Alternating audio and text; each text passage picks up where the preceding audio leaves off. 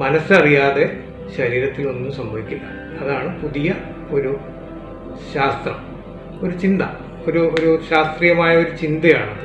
അതിപ്പോഴും അണ്ടർ ഡിസ്കഷനാണ്.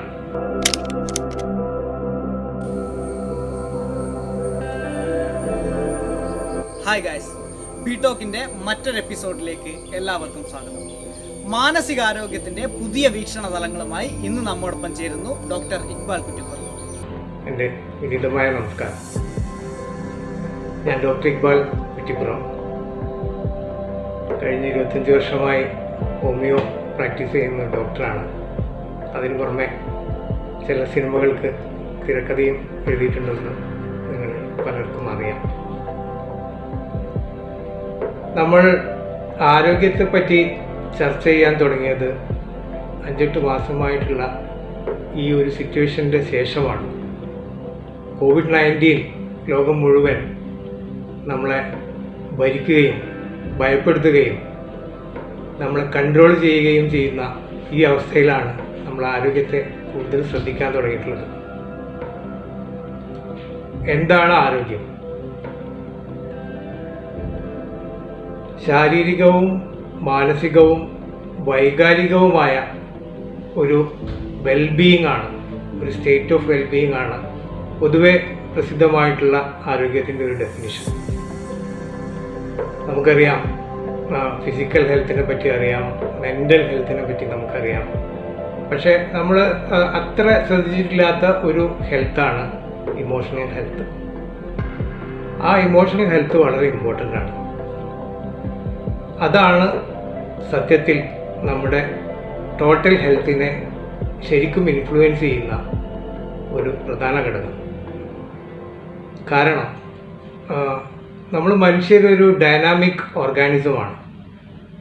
ഈ മനസ്സും ശരീരവും വികാരങ്ങളും ചിന്തകളും ഒക്കെ അടങ്ങിയ ഒരു യൂണിറ്റിനെയാണ് നമ്മൾ മനുഷ്യൻ പറയുന്നത്. അതാണ് നമ്മൾ മറ്റു മൃഗങ്ങളിൽ നിന്ന് നമ്മളെ വേർതിരിക്കുന്ന ഒരു പ്രധാന ഘടകം. നമ്മൾ എന്ത് ചെയ്യുന്ന പ്രവൃത്തിക്കും നമ്മുടെ മനസ്സിൻ്റെ കൺട്രോളുണ്ട്. അപ്പോൾ പിന്നെ അസുഖത്തിൽ മാത്രം ആ കൺട്രോൾ എങ്ങനെ വരാതിരിക്കും? നമ്മൾ വളരെയധികം ചിന്തിക്കേണ്ട ഒരു കാര്യമാണ്. അതായത് മനസ്സറിയാതെ ശരീരത്തിലൊന്നും സംഭവിക്കില്ല. അതാണ് പുതിയ ഒരു ശാസ്ത്രം, ഒരു ചിന്ത, ഒരു ശാസ്ത്രീയമായ ഒരു ചിന്തയാണ്. അതിപ്പോഴും അണ്ടർ ഡിസ്കഷനാണ്. അതിനെപ്പറ്റിയാണ് ഞാൻ നിങ്ങളോട് സംസാരിക്കാൻ ആഗ്രഹിക്കുന്നത്. എന്തുകൊണ്ട് ചില ആളുകൾക്ക് മാത്രം അസുഖം വരുന്നു? എന്താണ് ഇമ്മ്യൂണിറ്റിയെ അല്ലെങ്കിൽ പ്രതിരോധ ശക്തിയെ നിയന്ത്രിക്കുന്ന ഒരു സിംഗിൾ ആയിട്ടുള്ള ഫാക്ടർ എന്താണ് എന്ന് ചോദിച്ചാൽ എന്താണ് ക്യാൻസർ ആയിട്ടുള്ളത്? പോഷകങ്ങളുടെയും വിറ്റാമിനുകളുടെയും കുറവ് കൊണ്ടാണ് അസുഖം വരുന്നത് എന്ന് ഒരു വാദം നമുക്ക് ഈയിടെ ഈ കാലത്ത് വന്നിട്ടുള്ള ചർച്ചയിൽ പ്രധാനമായിട്ട് വന്നിട്ടുള്ള ഒരു ചർച്ചയാണത്. പോഷകാഹാരങ്ങളുടെ കുറവാണ് അല്ലെങ്കിൽ നല്ല ഭക്ഷണങ്ങളുടെ കുറവാണ് അസുഖം ഉണ്ടാക്കുന്നത്.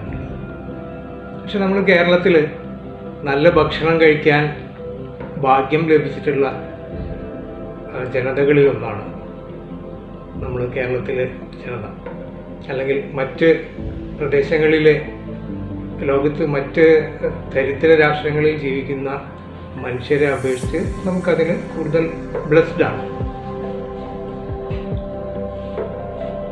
ആഫ്രിക്കയിൽ ഒക്കെ ജീവിക്കുന്ന മനുഷ്യർക്കും കുട്ടികൾക്കും താരതമ്യേന അസുഖം കുറവാണ്. അവരുടെ ചിത്രം തന്നെ നമ്മൾ ഓർക്കുമ്പോൾ ശരീരത്തിൽ ഒരു തരി ഫാറ്റ് പോലും ഇല്ലാത്ത ഒരവസ്ഥയാണ്. ഒരു തരത്തിലുള്ള പോഷകാഹാരവും ആഹാരം തന്നെ കിട്ടുന്നില്ല, ഉണ്ടല്ലേ പോഷകാഹാരം. അങ്ങനെ ഉള്ള ആളുകളുടെ ഇടയിൽ എന്തുകൊണ്ട് അസുഖം വരുന്നില്ല? വൈറ്റമിൻസിൻ്റെയും മിനറൽസിൻ്റെയും ഒക്കെ കുറവുകൊണ്ട് അതിനോട് ബന്ധപ്പെട്ടിട്ടുള്ള ചില ഡെഫിഷ്യൻസി ഡിസീസാണ് വരുന്നത്. അത് ജനറൽ ഹെൽത്തിലേക്ക് ഇൻഡയറക്റ്റ്ലി മാത്രമാണ് കോൺട്രിബ്യൂട്ട് ചെയ്യുന്നത്. പിന്നെന്താണ്? എൻ്റെയൊക്കെ ക്ലിനിക്കിൽ ആളുകൾ വന്നിട്ട് പറയും, തുമ്മൽ ഉണ്ട്, അത് പൊടിയുടെ അലർജിയാണ് ഡോക്ടറെ എന്ന് പറയും. അപ്പോൾ നമ്മൾ ആലോചിക്കേണ്ടത്, സിമെൻറ്റ് ഫാക്ടറിയിൽ വർക്ക് ചെയ്യുന്ന ആളുകൾ എന്താ തുമ്മാത്തത്? കൺസ്ട്രക്ഷൻ ജോലി ചെയ്യുന്ന ആളുകൾ എന്താ തുമ്മാത്തത്? തീർച്ചയായും ജോലി ചെയ്യുന്ന ആളുകൾ എന്താ തുമ്മാത്തത്? അപ്പോൾ നമുക്ക് പറയാം, അത് അവരുടെ ശീലത്തിനേക്കാളും ഉപരിയായിട്ട് അവർ അതിനെ എങ്ങനെയാണ് അക്സെപ്റ്റ് ചെയ്യുന്നു, അവരുടെ ടോളറൻസ് ലെവൽ എങ്ങനെയാണ്, മാനസികമായ അക്സെപ്റ്റൻസ് എങ്ങനെയാണ് എന്നാണ് അതിന് പ്രധാനമായിട്ടുള്ള ഒരു ആൻസർ, കുറച്ചും കൂടി ലോജിക്കലായിട്ടുള്ളൊരു ആൻസർ. അപ്പോൾ അതുപോലെ അവിടെയും നമുക്ക് സംഭവിക്കുന്നത് വൈകാരികമായ ഒരു ഘടകം തന്നെയാണ് അതിനെ നിർവചിക്കുന്നത്. ഇപ്പോൾ പല അമ്മമാരും കുട്ടികളോട് പറയും മഴ കൊണ്ടാൽ അസുഖം വരും. ആ ഒരു ഫിയറോട് കൂടി പോയി മഴ കൊണ്ടാൽ കുട്ടികൾക്ക് അസുഖം വരികയും ചെയ്യും. പനിയും കോൾഡും ജലദോഷമൊക്കെ വന്നേക്കാം. പക്ഷെ ഡെയിലി നമ്മൾ ഷവറിൻ്റെ ചുവട്ടിൽ നിന്നിട്ട് മഴ കൊള്ളുന്നുണ്ട്. അതാരും ശ്രദ്ധിക്കുന്നില്ല. അത് ആർട്ടിഫിഷ്യലായിട്ടുള്ള ഒരു മഴയാണ്. അത് നമ്മൾ ആ ഷവറിനെ സ്വീകരിക്കുന്നത് വേറൊരു രീതിയിലാണ്. നമ്മുടെ അക്സെപ്റ്റൻസ് അല്ലെങ്കിൽ നമ്മുടെ മൈൻഡ് സെറ്റ് അത് വേറെ രീതിയിലായതുകൊണ്ടാണ് അത് നമുക്ക് മഴ ഒരു കാരണമാകാവുന്നത് ആകാതെ വരുന്നത്. അതായത് അസുഖത്തിന് കാരണമാകാതെ വരാൻ കാരണം നമ്മളത് സ്വീകരിക്കുന്ന രീതിയാണ്. അതേപോലെ തന്നെയാണ് എല്ലാ അസുഖങ്ങളെയും നിയന്ത്രിക്കുന്നത് അല്ലെങ്കിൽ അത് ഒറിജിൻ ചെയ്യുന്നത് നെഗറ്റീവായിട്ടുള്ള കുറേ ഇമോഷൻസ് കൊണ്ടാണ്. ഭയം അതിൽ പ്രധാന ഒരു ഇമോഷനാണ്. നിരാശ, ഭയം, ജലസ് അല്ലെങ്കിൽ മത്സരങ്ങൾ, വർക്ക് സ്ട്രെസ്, അനാവശ്യമായ കുറേ ടെൻഷനുകൾ, ഇതൊക്കെ നമ്മുടെ ഇമ്മ്യൂണിറ്റീനെ ഡയറക്റ്റായിട്ട് ബാധിക്കുന്നുണ്ട്. അത് സത്യമാണ്. അപ്പോൾ കോവിഡിൻ്റെ കാര്യത്തിൽ തന്നെ നമ്മൾ നോക്കുകയാണെങ്കിൽ കോവിഡ് വന്ന ആ തുടക്കകാലം മുതൽ തന്നെ മാധ്യമങ്ങൾ നമ്മുടെ മുന്നിലേക്ക് അവതരിപ്പിക്കുന്നത് ഭയം നിറഞ്ഞ വാർത്തകളാണ്. നമ്മളാണെങ്കിൽ അത് ഇരു കൈ നീട്ടി സ്വീകരിക്കാൻ തയ്യാറായിട്ടിരിക്കുകയാണ്. നമ്മൾ വളരെയധികം ശ്രദ്ധിച്ചു കഴിഞ്ഞാൽ ഒരു കാര്യം മനസ്സിലാക്കാൻ പറ്റും. ഇതിനു മുമ്പ് പല ഫ്ലൂകളും നമുക്ക് വന്നിട്ടുണ്ട്. അത് കോംപ്ലിക്കേറ്റഡ് ആവുകയാണെങ്കിൽ മരണം സംഭവിക്കാറുണ്ട്. അത് കോംപ്ലിക്കേറ്റഡ് ആവുന്നതിൻ്റെ പ്രധാന ഘടകം നമ്മൾ എങ്ങനെയാണ് ഇതിനെ സ്വീകരിക്കുന്നു എന്നുള്ളതാണ്. എന്ന് വെച്ചാൽ നമ്മൾ വളരെ പാനിക്കായിട്ട് ഈ അസുഖത്തിനെ സ്വീകരിച്ചാൽ നമ്മുടെ ഇമോഷണൽ ഹെൽത്ത് താഴെ പോകും. നമ്മുടെ ഇമോഷണൽ ഹെൽത്ത് താഴെ പോകുമ്പോൾ നമ്മുടെ ഇമ്മ്യൂണിറ്റി താഴെ പോകും. അപ്പോൾ ബാക്ടീരിയയും വൈറസും ഒക്കെ നമ്മുടെ ദേഹത്ത് കയറി മേയും. അതാണ് പലപ്പോഴും ഈ കോവിഡിൻ്റെ കാര്യത്തിൽ നടക്കുന്ന കോംപ്ലിക്കേഷൻസിന് കാരണം. ന്യൂമോണിയ ഉണ്ടാവാനും ഹാർട്ട് അറ്റാക്ക് ഉണ്ടാക്കാനും സെർബ്രൽ ഹെമറേജ് ഉണ്ടാക്കാനും ഒക്കെ കാരണം ഈ നമ്മുടെ ഉള്ളിലെ ആ ഇമോഷണൽ ഹെൽത്ത് തകർന്നു പോവുകയും അവിടെ ഭയം നമ്മളെ ഭരിക്കുകയും ചെയ്യുമ്പോഴാണ് ഇതൊക്കെ നമ്മുടെ കയ്യിൽ നിന്ന് പോണത്. നമ്മൾ ഗവൺമെൻറ്റും ആരോഗ്യ പ്രവർത്തകരും നിർദ്ദേശിച്ച പോലെ ചില ശുചിത്വ നിയമങ്ങൾ, ചില സോഷ്യൽ റെസ്പോൺസിബിലിറ്റീസ് നമ്മൾ ചെയ്യണം. കാരണം ഈ ഇമോഷണൽ ഹെൽത്ത് ഒന്നും ഡിഫൈനബിൾ അല്ല, അല്ലെങ്കിൽ മെഷറബിൾ അല്ല, അല്ലെങ്കിൽ പ്രെഡിക്റ്റബിൾ അല്ല. അതുകൊണ്ട് നമ്മൾ അതിനെ നിരാകരിക്കേണ്ട കാര്യമില്ല. നമ്മൾ മാസ്ക് ധരിക്കണം, നമ്മൾ സോഷ്യൽ ഡിസ്റ്റൻസിങ് വേണം, പേഴ്സണൽ ഹൈജീൻ വേണം. ഇതൊക്കെ നമ്മൾ നിയന്ത്രിച്ച് കൊണ്ടുപോവുകയും ഇനി അഥവാ നമുക്ക് ഈ കോവിഡ് എന്ന അസുഖം വന്നാൽ നമ്മളതിനെ സമചിത്തതയോടുകൂടി സംയമനത്തോടുകൂടി നേരിട്ട് അതിനെ അതിജീവിക്കാൻ ശ്രമിക്കുമ്പോൾ അതങ്ങ് ഒഴിഞ്ഞു പോകും. കാരണം എല്ലാ അസുഖങ്ങളും മാറ്റുന്നത് നമ്മുടെ ശരീരം തന്നെയാണ്. വളരെ അപൂർവമായ സന്ദർഭത്തിൽ മാത്രം ചിലർക്ക് മാത്രമേയാണ് ട്രീറ്റ്മെൻറ്റിൻ്റെ തന്നെ ആവശ്യമുള്ളൂ. കാരണം ബോഡിയിൽ ഡിഫെൻസീവ് മെക്കാനിസവും ഹീലിംഗ് മെക്കാനിസവും ഒക്കെ വളരെ സ്ട്രോങ് ആണ്. നമുക്കൊരു ചെറിയ മുറിവ് പറ്റിയാൽ ആരുടെയും ഒരു മരുന്നിൻ്റെയും സഹായമില്ലാതെ അത് മാറുന്നത് പോലെ തന്നെ എല്ലാ അസുഖങ്ങളും റിവേഴ്സിബിൾ ടിഷ്യൂ ചേഞ്ചസ് എല്ലാം ഓട്ടോക്യൂറബിൾ ആണ്. ഞങ്ങളുടെ മെഡിസിനൊക്കെ ചെയ്യുന്നത് ആ ക്യൂറേറ്റീവ് പവറിനെ എൻഹാൻസ് ചെയ്യുക മാത്രമാണ് ഞങ്ങൾ ചെയ്യുന്നത്. അത്രേ ആവശ്യമുള്ളൂ. രോഗത്തിൻ്റെ കാര്യത്തിൽ മരുന്നിൻ്റെ ഇടപെടലുകൾ അത്രേ ആവശ്യമുള്ളൂ. അത് അമിതമായിട്ട് മരുന്നുകളുടെ ഇടപെടലുകൾ ഉണ്ടാകുമ്പോഴും പ്രശ്നമാണ്. അപ്പോൾ നമ്മൾ 2-3 കാര്യങ്ങൾ പ്രധാനമായി ശ്രദ്ധിക്കാനുണ്ട് ഈ കോവിഡിനോട് ബന്ധപ്പെട്ടിട്ട്. നമുക്ക് ഭയം കൊണ്ട് നമ്മളത് നമ്മളിലേക്ക് വരുത്താതിരിക്കുക. കാരണം നമ്മൾ സസെപ്റ്റബിൾ ആവും. നമ്മൾ ഭയം കൊണ്ട് ഇത് വരുമോ എന്നുള്ള പേടി കൊണ്ട് നമ്മൾ അമിതമായ ഉത്കണ്ഠ ഉണ്ടാകുമ്പോൾ we are ready to receive it. അത് പാടില്ല.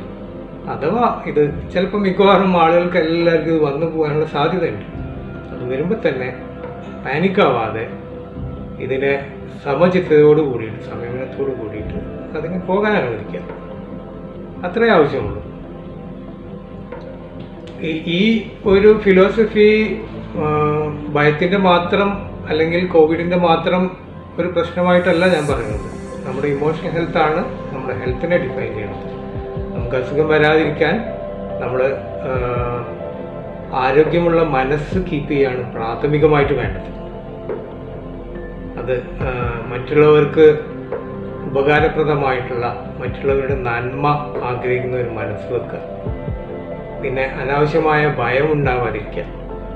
അനാവശ്യമായ മത്സരങ്ങളും ഈഗോയും ജലസും ടെൻഷനും ഇതൊക്കെ ഒഴിവാക്കുക. ഡിസപ്പോയിൻമെൻറ്റ് ഇതൊന്നും ആവശ്യമില്ല. നമ്മുടെ കർമ്മത്തിൽ മാത്രം ശ്രദ്ധിക്കുക. ആ കർമ്മം നമുക്കും നമ്മുടെ സമൂഹത്തിനും ചുറ്റുമുള്ള ആളുകൾക്കും എത്രത്തോളം ഉപകാരപ്രദമാവുമോ എന്ന് നോക്കുക. മറ്റുള്ള ഗോസിപ്പുകളിലും അല്ലെങ്കിൽ നെഗറ്റീവായിട്ടുള്ള തർക്കങ്ങളിലും ഒന്നും ഇടപെടാതെ നമ്മുടെ ഇമോഷണൽ ഹെൽത്ത് കീപ്പ് ചെയ്യുക എന്നുള്ളതാണ് ഏറ്റവും പ്രധാനമായിട്ടുള്ള ആരോഗ്യത്തിന് നമുക്ക് ചെയ്യാനുള്ള കർമ്മം അല്ലെങ്കിൽ നമ്മുടെ ദൗത്യം. തീർച്ചയായും നമ്മൾ ന്യൂട്രീഷണൽ ഫാക്ടേഴ്സൊക്കെ നമ്മൾ ശ്രദ്ധിക്കേണ്ട ഘടകം തന്നെയാണ്. നമുക്ക് ന്യൂട്രീഷണൽ ഫാക്ടേഴ്സൊക്കെ നമ്മുടെ ഭക്ഷണത്തിൽ ഉൾപ്പെടുത്താനുള്ള ഭാഗ്യം ലഭിച്ചിട്ടുള്ള ജനതയാണ്. നമുക്ക് നമ്മുടെ ഭക്ഷണശീലങ്ങളൊന്നും മോശമല്ല. നമ്മുടെ കേരളീയ ഭക്ഷണങ്ങളാണെങ്കിലും അതിലൊക്കെ ന്യൂട്രീഷണൽ ഫാക്ടേഴ്സ് അടങ്ങിയാണ്. സാമ്പാറും അവിയലൊക്കെ കഴിച്ചാൽ, മീനും മറ്റുള്ള എല്ലാ ഭക്ഷണവും കഴിക്കാൻ നമുക്ക് ഭാഗ്യമുണ്ട്. നമ്മൾ പട്ടിണി കിടക്കുന്ന ഒരു സമൂഹമൊന്നുമല്ല ഭൂരിഭാഗം ജനങ്ങളും. കുറച്ച് ആളുകൾക്ക് മാത്രമേ അതിന് ഭാഗ്യമില്ലാതെ വന്നിട്ടുള്ളൂ. അവരെ നമ്മൾ വിസ്മരിക്കുന്നില്ല. പക്ഷേ മിക്കവാറും ആളുകൾക്ക് അതിനുള്ള ഭാഗ്യമുണ്ട്. അപ്പോൾ അത് അതിൻ്റെ വഴിക്ക് നടക്കാം. പിന്നെ ജോലി അല്ലെങ്കിൽ ക്ലാസ് കഴിഞ്ഞു കഴിഞ്ഞാൽ നമ്മൾ ആദ്യം ചെയ്യേണ്ടത് ഒരു അരമണിക്കൂർ എക്സസൈസാണ്. വീട്ടിൽ മുറിയിൽ ചെയ്താൽ മതി. നമുക്ക് പുറത്തു പോകണം നിർബന്ധമില്ല. ശുദ്ധവായു കിട്ടുന്ന മരങ്ങളൊക്കെ ഉള്ള സ്ഥലത്താണെങ്കിൽ നല്ലത്. ഒരു 10 മിനിറ്റ് സ്റ്റേഷനറി ജോഗ് ചെയ്യാം. നമ്മൾ നിന്നെടുത്ത് നിന്നിട്ട് ഓടുക. രണ്ടാമതായിട്ട് ഒരു 10 മിനിറ്റ് മസ്കുലാർ എക്സസൈസ് ചെയ്യാം. എല്ലാ മസിൽസുകളും നമ്മളൊന്ന് ചലിപ്പിക്കുക, ഉപയോഗപ്പെടുത്തുക, ക്രമമായിട്ട് ഉപയോഗപ്പെടുത്തുക. അതാണ് മസ്കുലാർ എക്സസൈസ്. മൂന്നാമതായിട്ട് ഒരു 10 മിനിറ്റ് ബ്രീത്തിങ് എക്സസൈസ് ചെയ്യുക. ദീർഘശ്വാസം. നമ്മുടെ 70 ട്രില്യൺ സെൽസ് ഉണ്ട് നമുക്ക്. അതിൻ്റെയൊക്കെ ഫൈനൽ ന്യൂട്രീഷൻ ഓക്സിജനാണ്. ആ ഓക്സിജൻ സാധാരണ ഒരു ജീവിതക്രമത്തിൽ ചിലപ്പോൾ നമുക്ക് മതിയാകാതെ വരുന്നുണ്ടെങ്കിൽ അതിനെ പരിഹരിക്കാൻ വേണ്ടിയിട്ടാണ് നമ്മൾ 10 മിനിറ്റ് ബ്രീത്തിങ് എക്സസൈസ് ചെയ്യേണ്ടത്. അത് കഴിഞ്ഞ് തലയിൽ നല്ല തണുത്ത വെള്ളം കുളിക്കുക. അത് ഈ റേഡിയേറ്ററിൽ കൂളൻ്റ് ഒഴിക്കുന്ന എഫക്റ്റാണ്. കാരണം നമ്മൾ തല തണുപ്പിക്കുക, അന്നത്തെ സ്ട്രെസ്സ് അല്ലെങ്കിൽ അന്നത്തെ നമ്മുടെ ടെൻഷൻ എല്ലാം റിലീവ് ചെയ്യാൻ ഈ എക്സസൈസും ഈ കുളിയും ഉപകാരപ്പെടും. അത് കഴിഞ്ഞാൽ ഒരു അരമണിക്കൂർ പാട്ട് ഇഷ്ടമുള്ള ആളുകൾ അത് കേട്ട് സൈലൻ്റ് ആയിട്ടിരിക്കുക. അതൊരു കൈൻഡ് ഓഫ് മെഡിറ്റേഷനാണ്. നമ്മൾ സെറ്റിൽഡ് ആവാം. അപ്പോൾ ഈ ഒരു 3 പ്രവൃത്തി ചെയ്യുന്നതോട് കൂടിയിട്ട് നമുക്ക് അന്നത്തെ എല്ലാ സ്ട്രെസ്സിനെയും അഡ്രസ്സ് ചെയ്യാൻ പറ്റും. കാരണം നമുക്ക് ജീവിക്കണമെങ്കിൽ നമുക്ക് ജോലി ചെയ്യണം. ജോലി ചെയ്യുമ്പോൾ സ്ട്രെസ് ഇല്ലാതിരിക്കില്ല, അല്ലെങ്കിൽ പഠിക്കുമ്പോൾ സ്ട്രെസ് ഇല്ലാതിരിക്കില്ല. ഹൈലി കോമ്പറ്റേറ്റീവ് ആണ് ഇന്നത്തെ എക്സാമിനേഷൻസും പഠന രീതികളൊക്കെ. പക്ഷെ അപ്പോൾ എല്ലാവർക്കും അവരവരുടെ കർമ്മ മേഖലയിൽ നിന്ന് പുറത്ത് കിടക്കുമ്പോൾ ആദ്യം ചെയ്യേണ്ട ഒരു പ്രവൃത്തിയായിട്ട് ഈ ഒരു സിസ്റ്റത്തിനെ നമ്മൾ ഫോളോ ചെയ്യുകയാണെങ്കിൽ അത് ഭയങ്കര എഫക്റ്റീവായിട്ട് ഞാനിവിടെ കണ്ടിട്ടുണ്ട്. പ്രത്യേകിച്ച് ദുബായ് പോലത്തെ വളരെയധികം തൊഴിൽ ചൂഷണം നടക്കുന്ന ഒരു മേഖലയാണ്. അതായത് നമുക്ക് ശമ്പളം തരുന്ന കമ്പനികൾ നമ്മളെ ശരിക്കും ഉപയോഗപ്പെടുത്തും, യൂസ് ചെയ്യും. അപ്പം അങ്ങനെ ഡ്രെയിൻഡായിട്ട് വരുന്ന മനുഷ്യരെ ഒന്നുകൂടി ഒരു പുനർജീവൻ കൊടുക്കാൻ വേണ്ടിയിട്ട് ഈ പ്രോഗ്രാം വളരെയധികം ഉപകാരപ്പെടാറുണ്ട്. അപ്പോൾ എല്ലാവരും ഇങ്ങനെ ഒരു ലൈഫ് സ്റ്റൈൽ ഫോളോ ചെയ്യുക. ലോകത്ത് എല്ലാവർക്കും നന്മ വരട്ടെ എന്നുള്ള മനസ്സ് സൂക്ഷിക്കുക. ഭയമില്ലാതിരിക്കുക, disappointment ഇല്ലാതിരിക്കുക, forgive, let it go എന്ന് എപ്പോഴും നമ്മളോട് തന്നെ പറയുക. വെറുപ്പ് പോലും നമ്മൾ ഉള്ളിൽ സൂക്ഷിക്കാതിരിക്കുക. വെറുപ്പ് നമ്മൾ സൂക്ഷിക്കുമ്പോൾ അത് ആരോടാണോ വെറുപ്പ് അയാൾക്കൊന്നും സംഭവിക്കില്ല. നമുക്ക് തന്നെയാണ് അതിൻ്റെ പരിണിത ഫലങ്ങൾ നമ്മുടെ ബോഡിയിലും മനസ്സിൽ തന്നെയാണ് ഉണ്ടാകുന്നത്. അപ്പോൾ ഏറ്റവും പ്രധാനമായി നമ്മൾ ഇത്തരം കാര്യങ്ങൾ സൂക്ഷിച്ച് മുന്നോട്ട് പോയാൽ നമുക്ക് physical, mental and emotional health ഉണ്ടാവും. ഇമോഷണൽ ഹെൽത്ത് വളരെ ഇമ്പോർട്ടൻ്റ് ആണ്. അതാണ് ഭാവിയിൽ നിങ്ങൾ വലിയ സ്റ്റുഡൻസിനോടാണ് ഞാൻ പറയുന്നത്, നിങ്ങൾ വലിയ ആളുകളാവുമ്പോൾ നേരിടേണ്ടി വരുന്ന ഒരുപാട് പ്രശ്നങ്ങളെ അതിജീവിക്കാൻ നിങ്ങളെ പ്രാപ്തരാക്കുന്നത് ഈ ഇമോഷണൽ ഹെൽത്താണ്. അപ്പോൾ അതിൽ വളരെയധികം ഇമ്പോർട്ടൻസ് കൊടുക്കണം. ഫിസിക്കലായിട്ടുള്ള എക്സസൈസ് ചെയ്യണം, മെൻ്റലായി മാനസിക ആരോഗ്യം സൂക്ഷിക്കണം. അങ്ങനെ നമ്മൾ ഇപ്പോൾ നമ്മളെ ഭരിച്ചുകൊണ്ടിരിക്കുന്ന ഈ മഹാമാരിയിൽ നിന്ന് നമ്മൾ പുറത്തു കടക്കാൻ നമ്മുടെ ഇമോഷണൽ ഹെൽത്തിനുള്ള പ്രാധാന്യം നിങ്ങൾ മറ്റുള്ളവർക്ക് സ്പ്രെഡ് ചെയ്യുകയും വേണം. അതിനോടൊപ്പം തന്നെ ഗവൺമെൻറ് പറഞ്ഞ നിർദ്ദേശങ്ങളൊക്കെ പാലിച്ച് ഒരു റെസ്പോൺസിബിൾ സിറ്റിസണായിട്ട് നമ്മൾ മറ്റുള്ളവരിലേക്ക് ഇത് പകരാതിരിക്കാനും ഒക്കെ ശ്രമിച്ച് മാസ്കും സോഷ്യൽ ഡിസ്റ്റൻസിങ്ങും ഒക്കെ ചെയ്ത് നമ്മൾ മുന്നോട്ട് പോകണം. നമ്മൾ എത്ര കാലം നമുക്ക് അടച്ചിരിക്കാൻ പറ്റും?